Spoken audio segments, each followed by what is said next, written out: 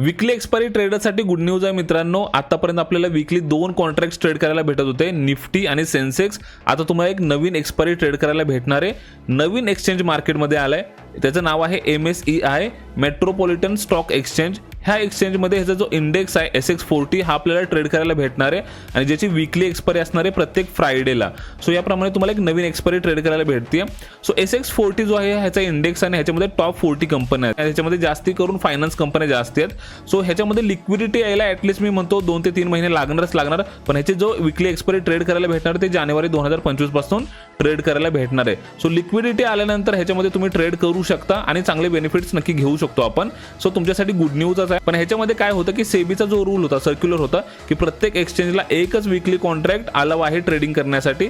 So MSE नवीन exchange आहे, ह्याला पण एक कॉन्ट्रॅक्ट ट्रेड करायला भेटणार आहे, ह्याच्यामध्ये पण व्हॉल्यूम आपल्याला बघायला भेटू शकतो। सो वीकली एक्सपायरी ट्रेडरसाठी नक्कीच फायदा आहे। So I hope